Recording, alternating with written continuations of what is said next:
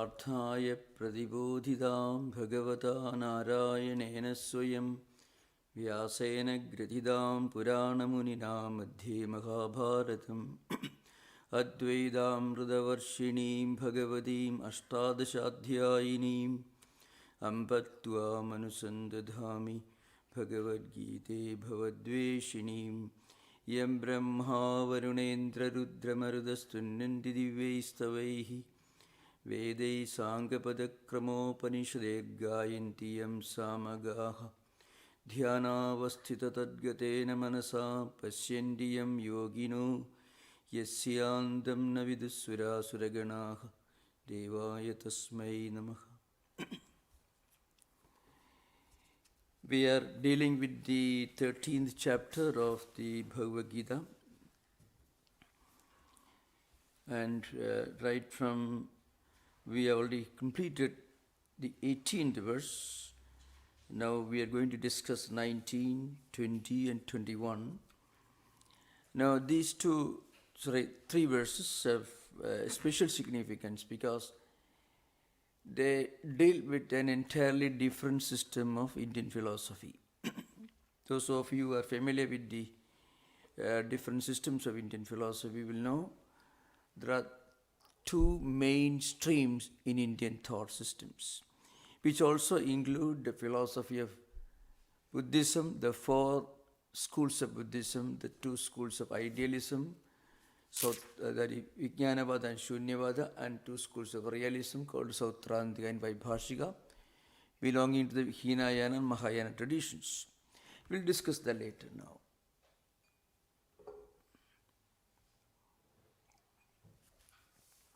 So now, two main streams of Indian thought. Altogether, there are 12 systems of thought in these two main streams. One classification, one category is called theistic systems of philosophy, theism. Theism in Indian system has got a different meaning. It doesn't mean the same as it means in Western philosophical traditions or in Abrahamic religious traditions. Theism implies acceptance of Vedas as an important testimony. And those who do not accept Vedas as an important testimony are called atheistic or heterodox. The theistic systems are called orthodox or theism, which accept Vedas as an important testimony. Now you may ask this question, what is the significance of accepting the Vedas? That's very interesting. There are a few important criteria for judging whether a system is orthodox, that is theistic, or heterodox, or atheistic, or agnostic. Because there are some branches of Buddhism which are not really atheistic, they are agnostic. So they are included together. So belief in the doctrine of law of karma, belief in the doctrine of reincarnation, belief in the idea that whatever we do in this life will somehow have a consequence in our afterlife. So all these ideas are implied when you talk about the system of philosophy being theistic or orthodox. Of course, there is one exception. Buddhism and Jainism accept law of karma, the doctrine of law of karma, and also the doctrine of reincarnation, rebirth. But still they are considered heterodox because they do not accept the Vedas as a fundamental testimony. Though a lot of Buddha's teachings do derive ideas from Vedantic or Vedic literature. Most of the rebirth stories, Jataka tales, are also found in a different form in some other more ancient in Hindu religious books like For example, is Mahabharata, you find many stories which are really found in Jataka tales also. Anyway, there's a different story. Now, we are going to discuss one important branch of Indian philosophy in these 3-4 verses. It's called Samkhya philosophy. Samkhya philosophy can roughly be called the Indian school of evolutionism. Surprisingly, it's silent about God. It doesn't say anything about God or worship or temple or prayer or anything. It talks about how this world emerges. So, the original exponent of this system of Sankhya system of philosophy was called Kapila. So he wrote small pithy statements called sutras, Kapila Sutras. And later another book was written as a commentary. It's called Sankhya Karika. Karika means a book in verses, the old name. Any philosophical work in verses is called Karika.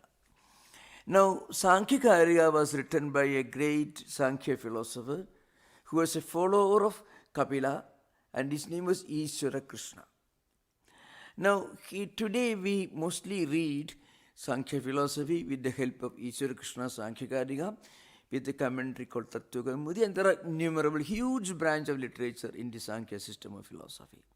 You can find, in fact, Sankhya Karika was translated into Chinese and Tibetan languages.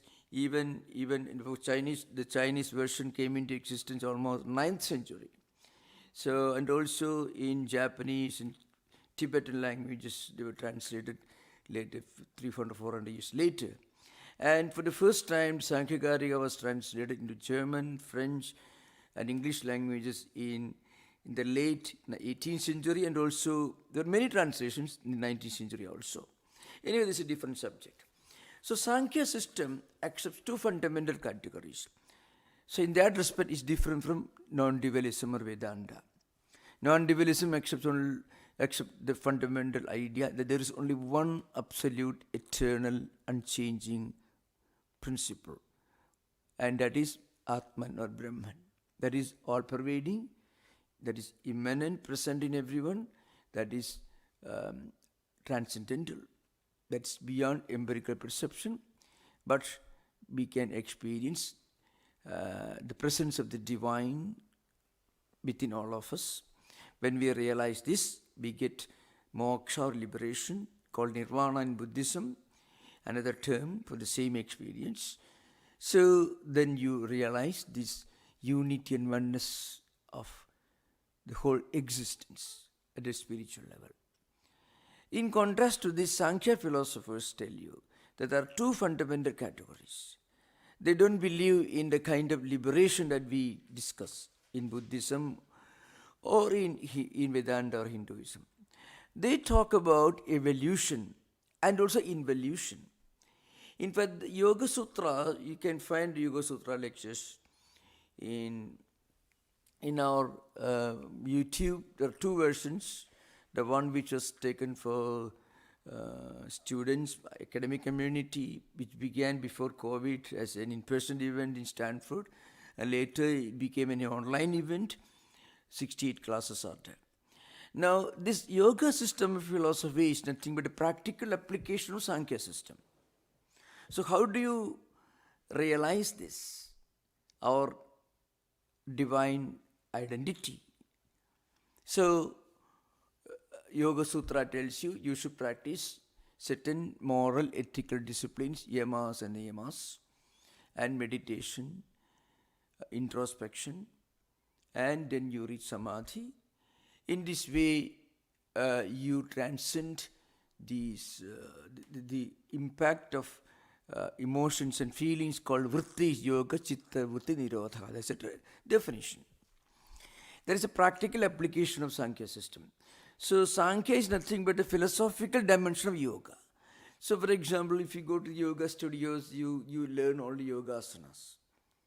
Yogasanas are described in some important books. There are thousands of yoga postures described in ancient books. Shiva Samhita, Gheranda Samhita, Hatha Yoga Pratipika. They teach only just a few portions. postures for physical health. But it goes you deeper into your spiritual identity, going beyond the world of emotions and feelings, how we connect with our own spiritual identity. In this way, we reconnect with our own spiritual identity. That's the purpose of yoga practice, really. That is called samadhi, the eighth of the eightfold disciplines. If you have any question, you are most welcome to ask at the end of the session. So, Samkhya system is the philosophical aspect of yoga, though it's not very well understood by modern yoga practitioners. So as I mentioned, in Samkhya philosophy, there are two fundamental categories. One, Purusha, the other is Prakriti. Purusha is self-effulgent, it is eternal, but it is inactive. It is the spiritual, it is our true spiritual identity is Purusha. We forget this identity and then we identify ourselves with our emotions and feelings and experiences, sensory experiences. When we see something, we identify ourselves as the one who experiences that. When we become angry, we identify ourselves as somebody who becomes angry. When we become unhappy, we identify ourselves with this psychophysical mechanism. So we become happy and unhappy, worried and anxious. And so, how to get rid of this problem? You have to go back to your original source. And that is the purpose of yoga. That is the ultimate destination, Sankhya philosophy also. So coming back to the subject, Purusha and Prakriti. Purusha is self-effulgent but inactive. Prakriti is active but non-effulgent. In Sanskrit, Jada. The whole universe is nothing but the result of evolution that takes place at Prakriti. So from Prakriti, different evolutes come into existence. Mahatattvam, Ahamkara.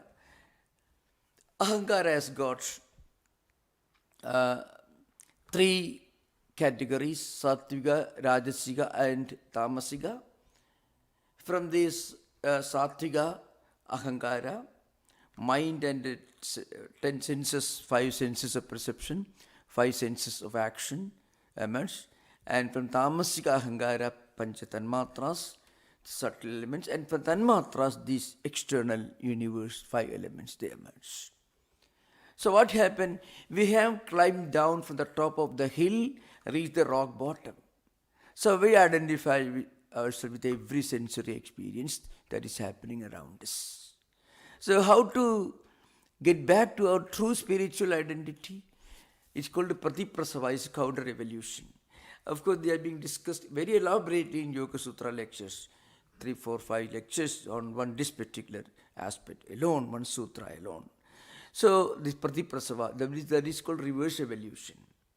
So when we practice yamas and the yamas, that means ahimsa, satya, asteya, brahmacharya, parigraka, shauja, santosha, tapasva, adhyaya, sapanidhana. Means non-violence, non-stealing, non-possessiveness, purity of life, contentment, inner purity and outer purity, feeding our mind with good ideas, and also sometimes we believe in God, resignation to God. All these will help us to slowly continue a journey backward. From the material, empirical, we have to get back to our transcendental spiritual level. Well, this can be done by prayer. This can be done by transforming all our everyday duties and responsibilities into karma yoga. Whatever you do, in your house or factory, in university or hospital, whatever you are doing, whatever may be your activity, if you do all this with a sense of sanctity and sacredness, mind also begins to evolve. Mind also becomes pure. Slowly we will reconnect with our own spiritual identity. This is the purpose of Sankhya system. Now, Vedanta, which is our subject of discussion in the Bhagavad Gita, Vedanta accepts Sankhya system, but not its conclusions. this has something to do with in Indian philosophical hermeneutics, which is a very elaborate subject.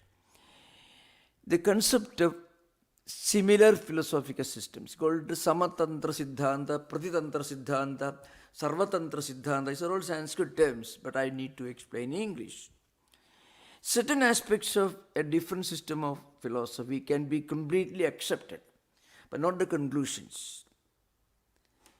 It is called Sarvatantra Siddhanta. For example, many of the descriptions of the mind and evolution, mind and emotions and feelings and thoughts, all that you find in Sankhya system, Yoga system, are fully accepted and recognized in Vedanta.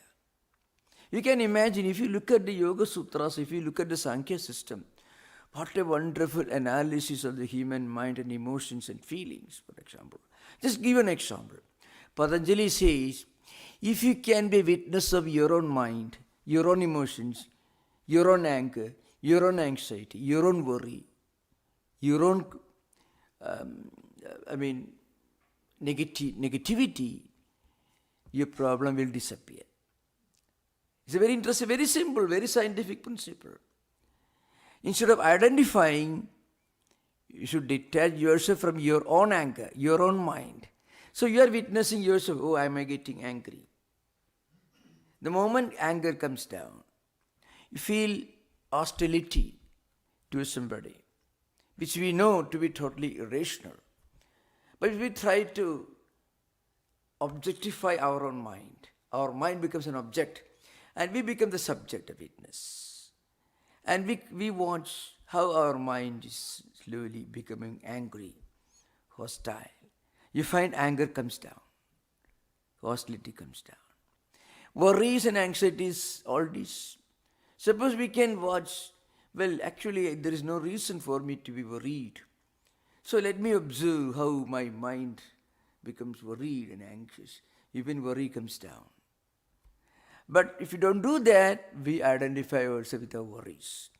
So really speaking, Buddhi and mind are also two evolutes of Prakriti. Among the 23 evolutes of Prakriti, mind and intellect are also evolutes, plus senses of perception, senses of action, and a mind. They are evolutes of the Sattvika dimension of Ahamkara and the empirical world, which are also the evolutes of Tamasika dimension of Ahamkara. And Ahamkara comes from Mahatattva, and Mahatattva comes from cosmic intelligence. It comes from Prakriti.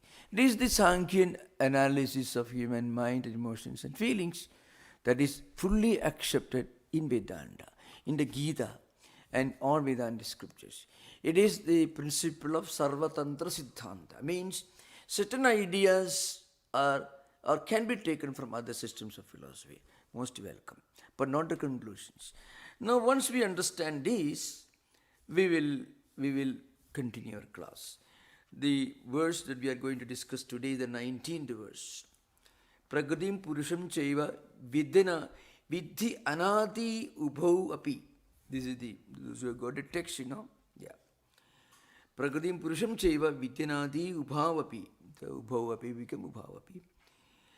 Vidhi Anadi becomes, actually Prakriti and Purusha are Anadi means beginningless. That's an idea behind. According to Sankhya system. So Sankhya system is referred to here. The 19th verse. Pragritim Purusham cha ubhau api anadi vidhi. Please understand, Lord Krishna is telling Arjuna, Prakriti and Purusha are two eternal, beginningless entities. And the Sankhya platform is being discussed. Vikaramsa gunam saiva vidhi prakriti sambhavan. Then, different evolutes, karya, the word used here, vikaramsa gunam saiva. Vikara means effects, karya called Sanskrit, effects, results, consequences, the results of changes. Vikara itself means change. Entire phenomenal world, our own mind, our own emotions, our intellect, our senses of perception, like the eyes, our ears, sense of touch, sense of smell, sense of taste, all these are sense of sight and hear, sense of hearing, everything. All these are different evolutes of Prakriti. But remember, Vedanta doesn't accept them to be eternal. So we have to accept that. That should be kept in mind. So here is an analysis of philosophy from Samkhya perspective. Why? The Samkhya analysis of human mind and emotions are fully accepted in Vedanta, not conclusions. So, again, Vigaramsa Gunam Shaiva Vidhi Prakriti Sambhavan. So,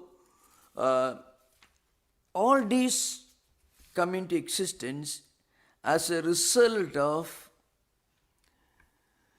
evolution taking place in Prakriti. This is another very interesting thing to be kept in mind. It's a very, Indian philosophy can be very problematic, very complex.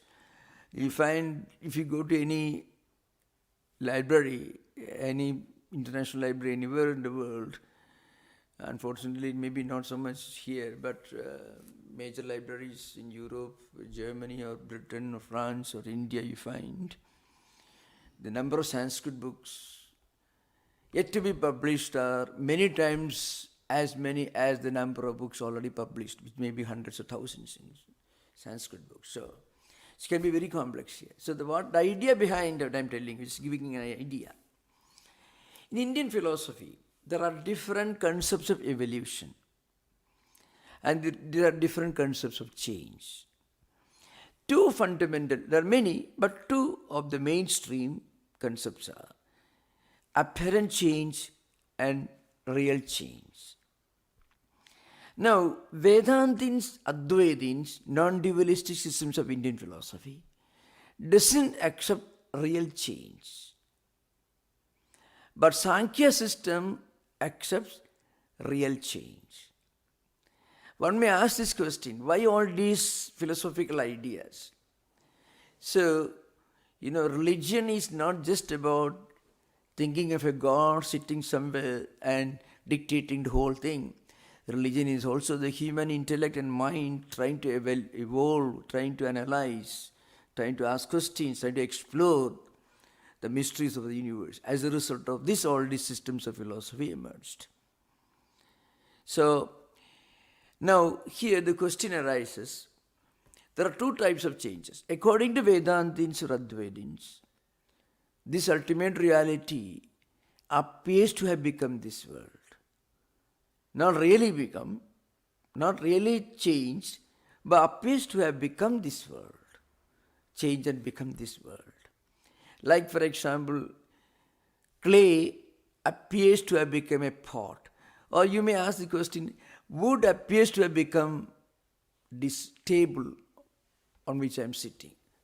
Or gold appears to have become the ornament you are wearing. Really, gold has not become the ornament. Why? Or rather, that becoming, that change is only temporary, not absolute. Because if you melt the ornament, it goes back to gold. If you break the pot, it goes back to clay. If you tear the clothes, it goes back to threads.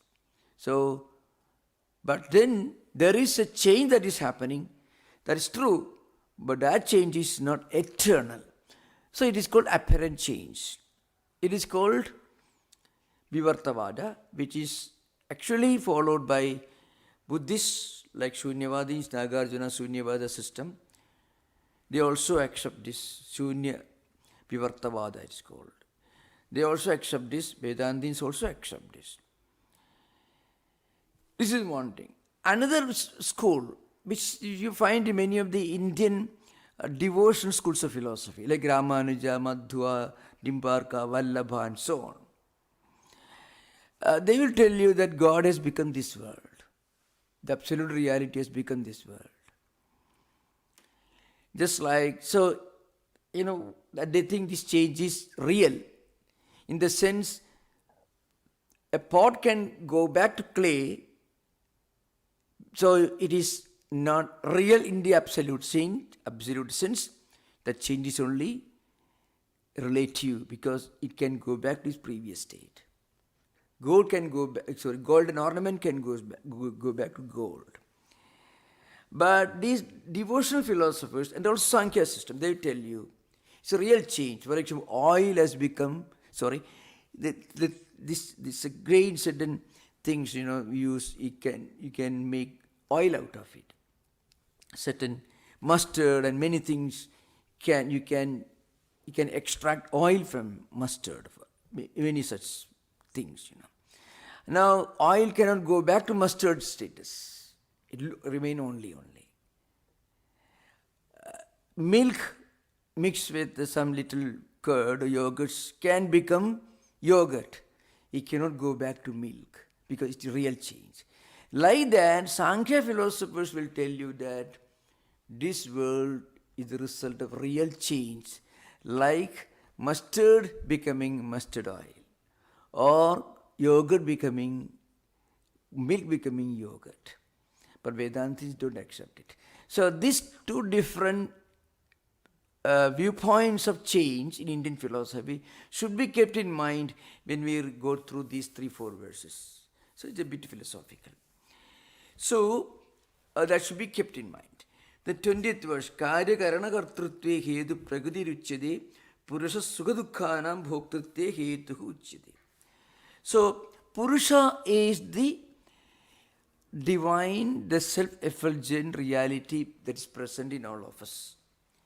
That Purusha doesn't undergo any change, but it is eternal.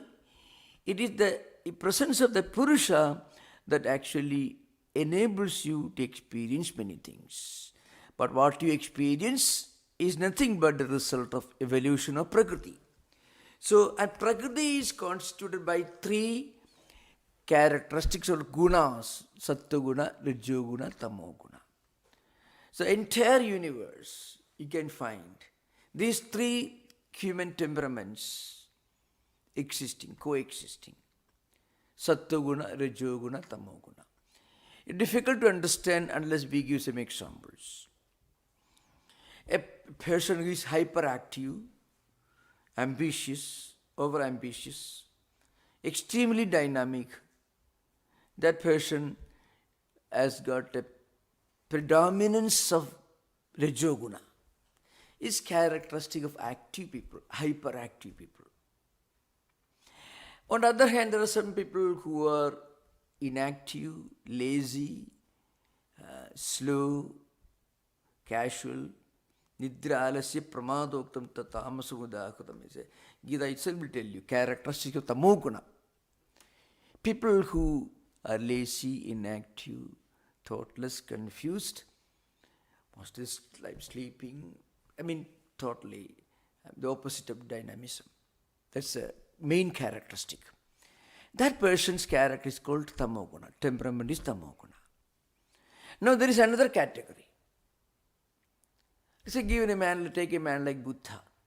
You cannot say he was inactive.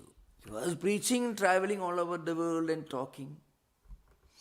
But you cannot say that he was hyperactive, the way an ambitious, dynamic businessman is working 6-17 hours a day, making more money, want to enjoy, he has no time for anything else. He's always active, hyperactive.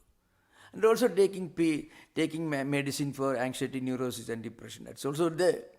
But he's active all the time. So Buddha was not like that. So he was active, but not like Rajoguna. He was certainly not Tamoguna. He was not lazy. So when you have a contemplative nature, you have serenity, peace, level-headedness. At the same time, you are not inactive.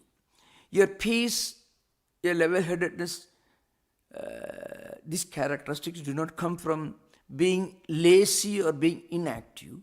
Rather, they are the result of higher wisdom, serenity, calm and quietude. That characteristic is called Sattva-guna. Now, Prakriti, the source of evolution of the universe, as these three gunas, They called three gunas. Three gunas. Sattva guna, Rajo guna, Tamo guna.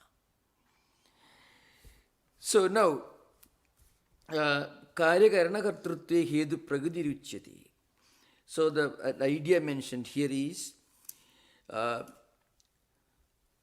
whole evolution or in the generation of different evolutes, this universe, emotions and feelings, thoughts and everything, phenomenal world, and also experiencing happiness and unhappiness, desire for enjoyment, all these evolutions happen from Prakriti. Because Prakriti itself is constituted by three guna, Sattva guna, Rajo guna, Tamo guna. In fact, there is an interesting discussion about Prakriti here. Isvara Krishna Sankhya Karika says, Mula Prakriti Avikriti Mahatattvam Prakriti Vikritaya Sapta Shodashagastu Vikaru Na Prakriti Purushaka. So all these, 23 principles including Prakriti are listed here. And also Purusha, the 25th one. Now, what it essentially means is, the entire universe is coming from Prakriti. But they exist in Prakriti. So, interestingly, inherently we are part of this Prakriti. That's what Samkhya say. But the moment we understand that we are something higher than Prakriti, we are not just evolving psychophysical mechanisms. Our true nature is Purusha.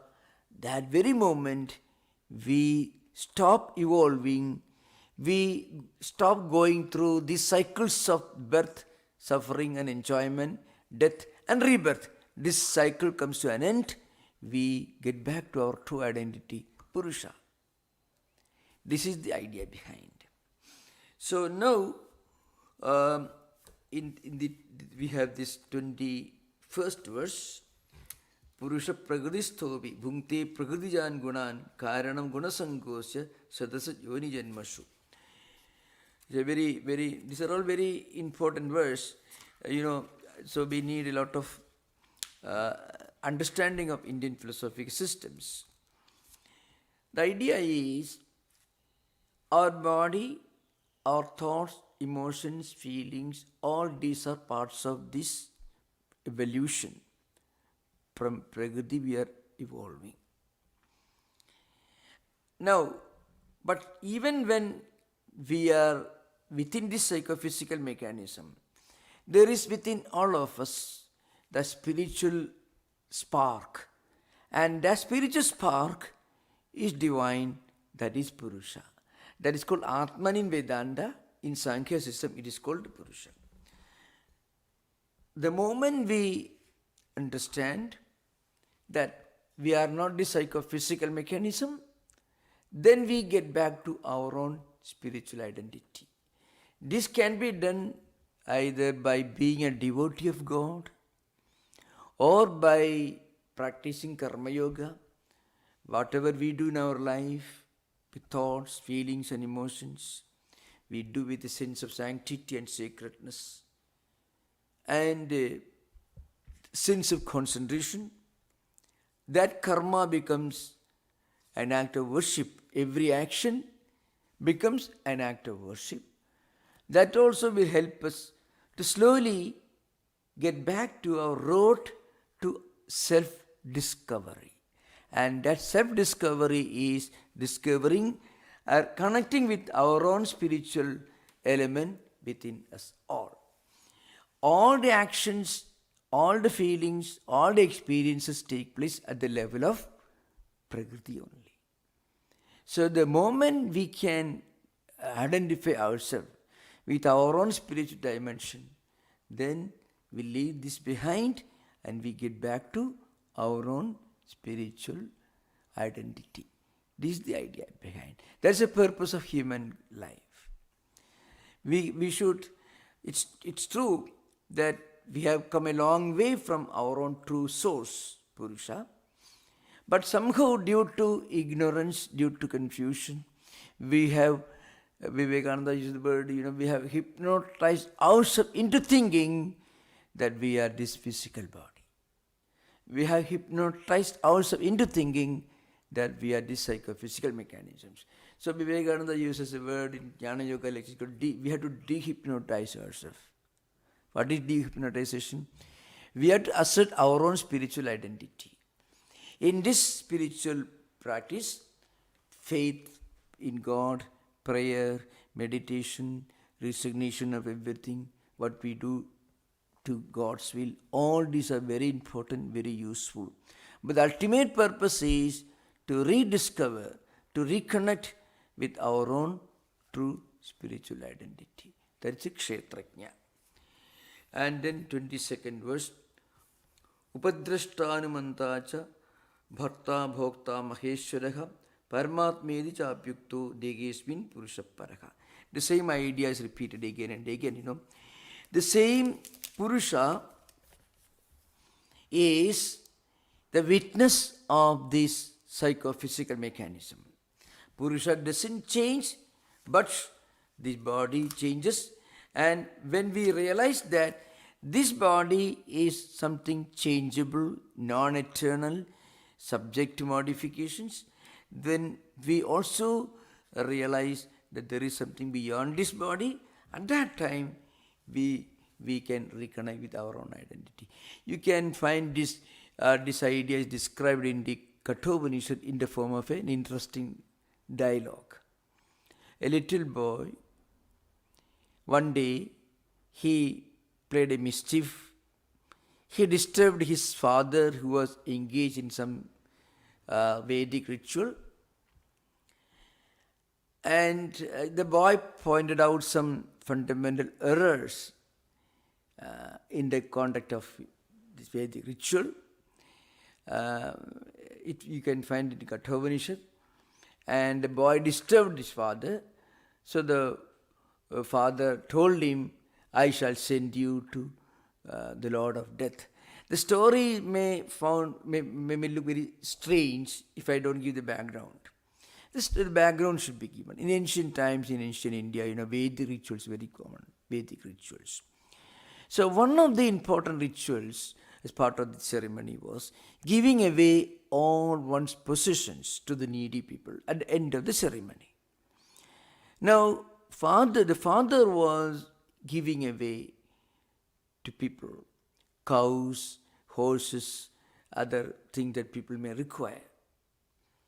But instead of giving good animals, good cows that can give milk, the father was playing a nasty trick. He was giving away cows which won't give any milk, which won't drink water, useless animals, which will be a burden to those who receive them.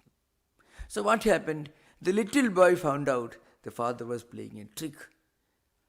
So the boy asked him, you are supposed to give your most precious wealth to people.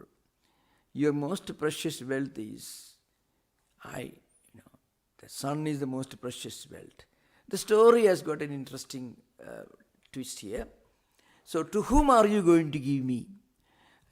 Kasme tvam, kasme dasisi. So to whom are you going to give me? The father, keep quiet, don't disturb me in this ritual. Try to restrain the child, but child won't stop. Child won't listen. Finally, the father told him, if you want me to tell you to whom I am going to give you, I am going to make a gift for you to the Lord of Death. It's just an emotional statement, nothing very serious. But the boy wanted to teach his father a lesson. So he took on a journey to the Lord of Death. When he reached the mythological story, when he reached the Lord of Death was not present. He had gone on some errand. When he returned, he found a little boy was waiting for him. 3 days he was waiting without food and water in his home, expecting his return. So Yama told him, well, you can ask for 3 boons in compensation. For 3 days you are waiting for me, for my return, and I'm sorry that you remained here without food and water. So you can ask for 3 boons. These three bones actually represent three levels of the spiritual aspirations of all human beings. The first bone that the boy asked was this: when I get back to my home, my father should not scold me. Shanta Sankalpa Sumanayata Syar Vidamanyun Gautama Abhimurtyo Tut Prasistamma Vadet Prasida Edutrayanam Prathamam Varambrane. The first bone is this: my father should not quarrel with me, should not scold me. That's okay, fine. Yama agreed. The second bone was that I should go to heaven. I should go and enjoy all the wonderful things that I could enjoy in this world. I should be able to enjoy in heaven. That also the Lord of Death, Yama, agreed. Then the boy is asking for the third boon. The third boon is a request for the highest spiritual wisdom. Again, interestingly, you find, and that's sometimes one of the disappointments of many people who turn to Bhagavad Gita and the Upanishads, always, how can I pray to God? How can I surrender myself to God? How can I, you please excuse me, give me everything that I want, I shall hand over everything to you. That sort of thing you don't find in Vedanta scriptures. Vedanta assumes that a lot of responsibility you should assume yourself. God doesn't give you anything on a plate. We have to evolve. That's a very interesting thing. We have to evolve. It is possible for all of us to gradually evolve. The moment we take the responsibility for our own spiritual liberation on ourselves, we can evolve. Just as you work hard and get a good job, you get a PhD in a university, you do very well in some undertakings, you may become a Nobel Prize winner if you work hard as a scientist. The same thing is possible. Every human being can and should strive to reach out to his own spiritual destination. He need not be a beggar begging at the gates of the palace of God. Not at all. He can ask God for wisdom, but that wisdom we should make use of for our own progress. That's the idea behind here. Here also Nachiketa is asking for the third boon. He is not asking, please give me everything so that I may be happy. No, he says, well, you have given me everything, that's not enough for me. You gave me the boon, so my life in this world will be happy. Fine, that's okay. And again you gave me the second boon, my life in heaven will be okay. That's fine, wonderful things. But I want to know something more. I want to know the mystery of existence. I want to know the mystery of reality, absolute reality. So Nachiketa asked for the third boon. He wanted to know the highest philosophical truth. The third boon. I don't think any God appears before us, we will ask, please teach me Aristotle or Plato. We don't ask. We will say, please give me a wonderful job. That's enough. But Vedanta doesn't stop there. Vedanta says I have to find out the truth for myself. So Nachiketa asked for the third boon. The third boon is this, the Sanskrit verse is this. Yem prete vichiksa manushi asti tege nayamasti dijayge etat vidya manusishtastoyaham varana mesha varastritiyaka. This Nachiketa is asking this divine person for a strange boon. Some people say that when we die, everything is over. The psychophysical mechanism is all that we have got, nothing else, nothing more. And some people say that something remains, Atman, that remains. The body comes and goes. There is something within all of us, that divine spark within. That is the ultimate reality. That's a view of some other schools of philosophers. Please teach me this mystery. This is a request. And when Yama got this request from the little boy, he first wanted to test the boy, whether he actually deserves to be taught this highest wisdom. When he found the boy was quite an intelligent, deserving student, then he teaches the highest philosophy. And finally he says, in the minutest of the minute, in the largest of the large, there is the supreme truth that is eternal, that's divine. Once you realize this through spiritual disciplines, then you'll reach your spiritual destination. So, anoraniyan mahato mahiyan atmasijindo nihidam guhayam tamakrdu pashyadi vida shokaha dhadu prasadat mahimanam atmanaha. An intelligent person will realize, will get a sense of real fulfillment, spiritual fulfillment, only when he realizes the truth behind everything. And the truth is that there is one divine spark present in all of us. That one should realize. So, dhadu prasadat mahimanam atmanaha. This can be achieved only by spiritual disciplines. Then we attain this fulfillment. And again, there are many interesting stories there. There is a chariot imagery there, for example. Atmanam riddhinam vidhi shariram riddhamevacha buddhintu saradim vidhi mana pragrahamevacha indriyani paranyaku. Like that it continues. So, the human life itself is a journey in a chariot. And Atma, we ourselves are the traveler. And our mind is the reins which our intellect, buddhi, who is the driver. The driver needs reins to control the horses. Horses are the sense organs. Eyes, ears, all these are horses. So we are undertaking the journey along a road. And what is the road? Road is the world of senses, the world of sense enjoyments, the external world. All that we see, that trap us, that attract us, that we hear, that tempt us. All the entire universe of sense enjoyments is like a road. And senses are horses. And senses are controlled by the rider, that is our intellect. And the mind is the reins by which the intellect controls the horses, the senses.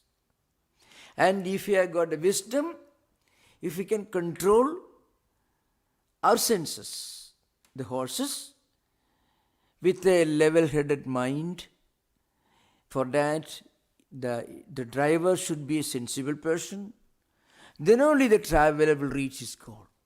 So we are all undertaking the journey in a chariot. So Yama teaches this.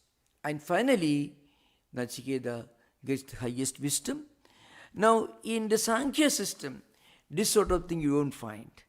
So that's why it may look a bit strange. In Samkhya system, it tells you, you can begin your journey. You practice yama, niyama, all that, the spiritual, moral disciplines you practice. Self-restraint. Now, people may be engaged, immersed, obsessed with sense enjoyments. Put a stop little. Try to restrain your mind and senses. Try to practice some disciplines that will make you really contented.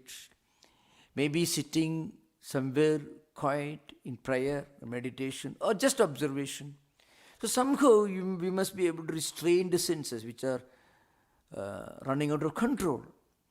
Once we do that, slowly we can begin our journey backward.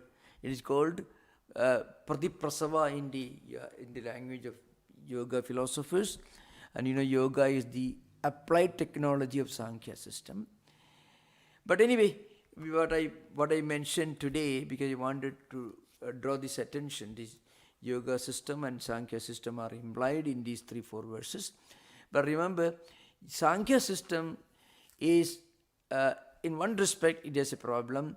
Its conclusions are a bit erratic or incomplete, according to philosophers. But its analysis of the human mind and emotions and feelings are absolutely wonderful.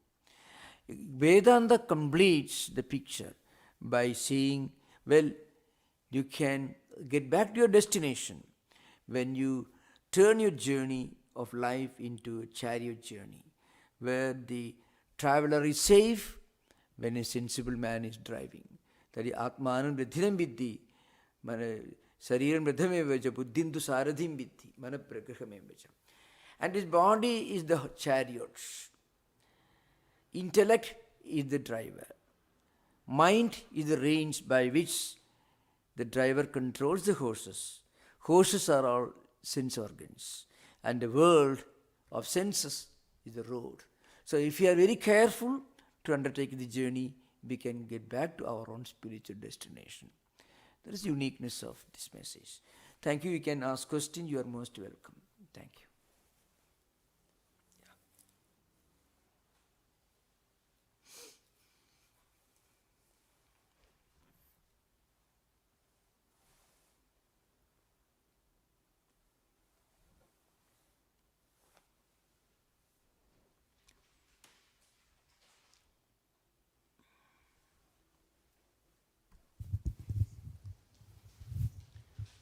Thank you, Maharaj.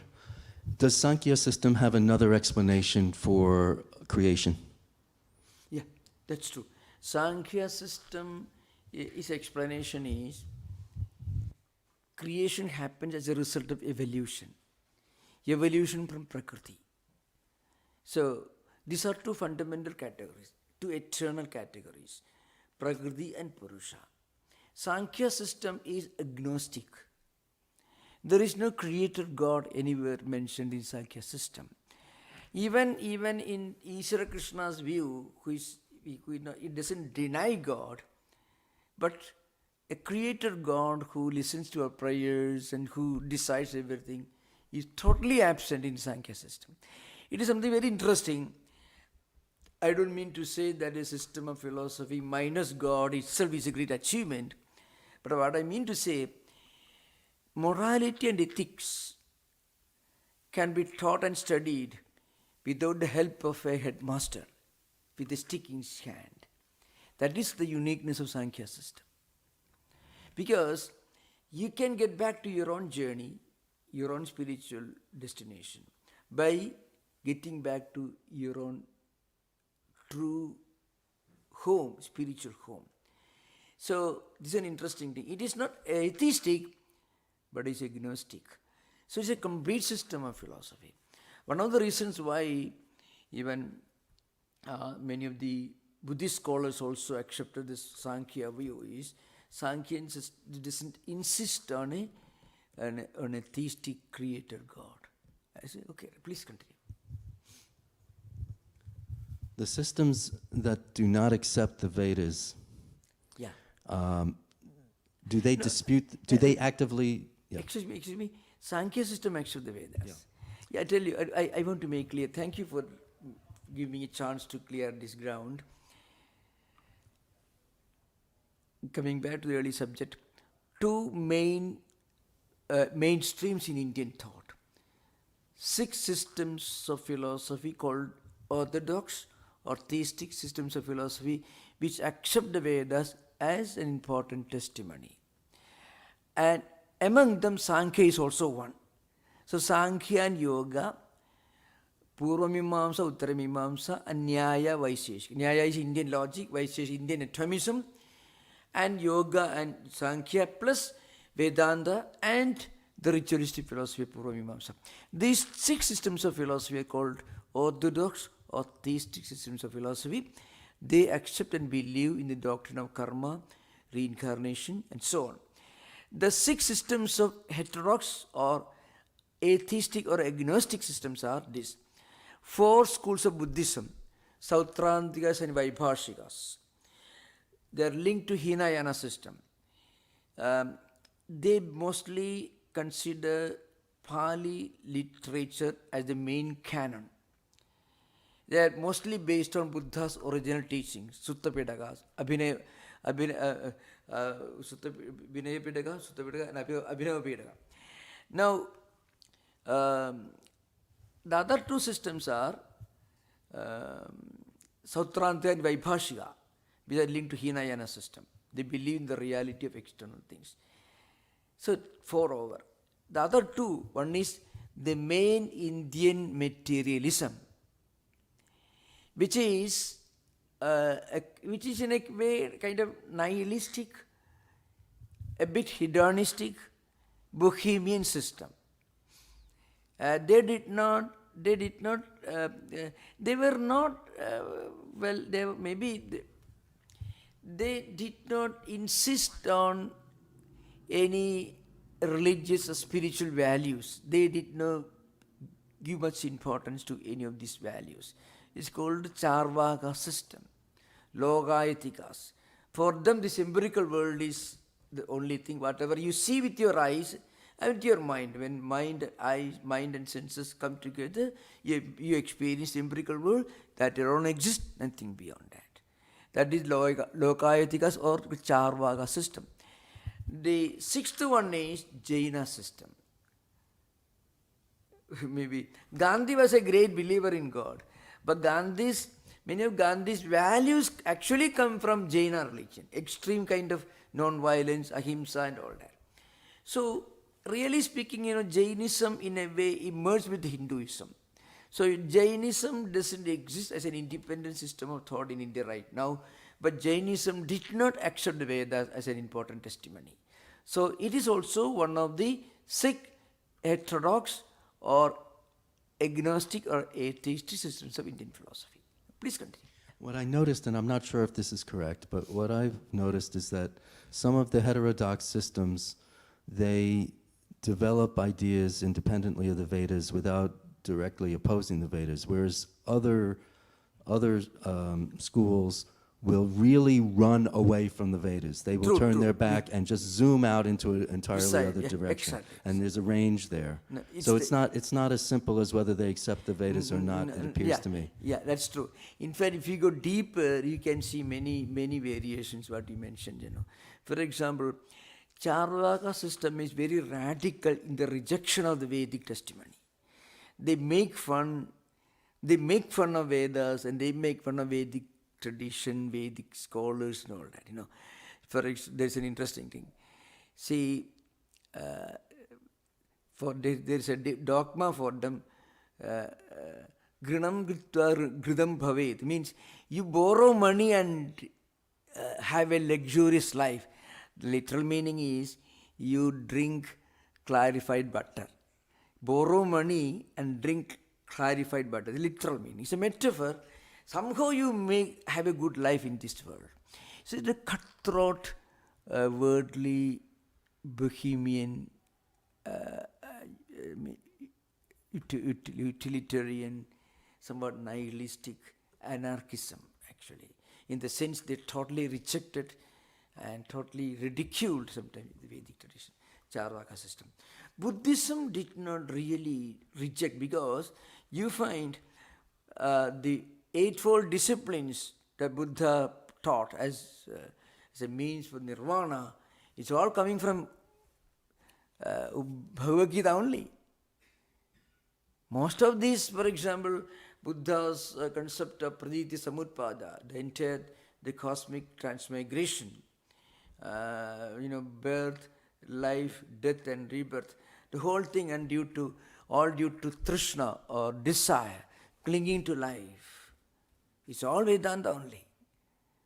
So remember, that's an important thing. So Buddhism, as a slogan, they rejected the Vedas. But as a principle in the teaching, you find so much of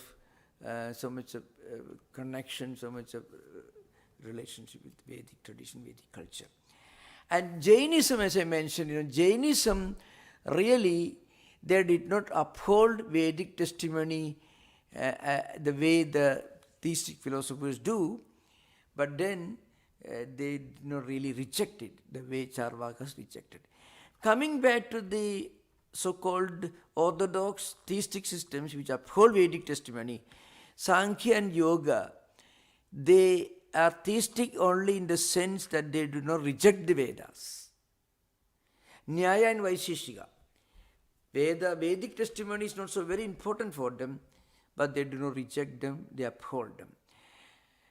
Again, the other two schools, the Mimamsa and Uttara Mimamsa, the ritualistic school and the Indian philosophical, the Vedantic school, they fully and completely uphold the sanctity and supremacy of Vedas. It's an important thing. And again, we have to remember, You may go to a shop and buy a copy of the Vedas, Rig Veda Samhita. You may find a translation. It doesn't mean that Vedantins consider all that is written there as sacred, not at all. Absolutely no. This is an important thing. Sanctity of a book, of sanctity of the Vedas, in Vedantic or Hindu tradition is totally different. Qualitatively, it's totally different from the sanctity of the book, either in Islam or even in other Abrahamic religions. They don't consider that every word is directly coming from God. The great spiritual truths mentioned there, they reflect the spiritual experiences of great sages in their meditation. But there are stories in the Vedic literature. If you read the Vedas in the Upanishads, Brihadaranyaka and Chandogya, you find there are many stories, parables, allegories, which actually reflect the social life of those times. They don't have much spiritual significance. Vedantins don't accept, think all these stories are real. No, absolutely ridiculous. Totally, they do. Even Shankaracharya would say they're all trash, he says. The greatness of Shankaracharya was, you should go beyond all these words. Words are important. There are great words in Vedic literature which talk about the highest spiritual truth and which also insist that you should realize them. And the fact that you should transcend the books, you should transcend the word, you should transcend the Vedas, that is mentioned in Vedas themselves. That's why they are great. The idea of taking every comma, every sentence, every word as important coming directly from God, that is totally alien to Vedantic tradition. No. Don't take under that. So very important thing, very interesting thing, it's very interesting. Vedas are important because they are the revelations of spiritual truths, not the entire book. You can see, I often in my Indian philosophy classes I mention Raymond Panikir's translation. I read Vedic experience, He has translated and also into prose and also into poem, many of the Rigvedic statements. Some of them are just contemplations, meditation, more like Wordsworth's excursion or Abbey and things like that. So the point is, but among them there are great spiritual truths, the Mahavakyas, and again many statements that talked about the spiritual unity and oneness of the whole existence, and how we should realize the spiritual unity and oneness, and how this will help us to cover the entire humanity as one spiritual family, so that we can't hurt anyone, we can't hurt anything on this planet. Once we realize the spiritual oneness, spiritual unity of the whole existence, that makes us feel that we are part of the spiritual family, it's a whole creation. That idea behind. These are the ideas which actually reflect the true genius of Vedas. And that's what Shankaracharya emphasized in his commentaries. Okay, thank you. Thank you for the question. Okay. Om Shanti Shanti Shanti Harihi Om Tat Sat Sri Rama Krishna Arpanamastu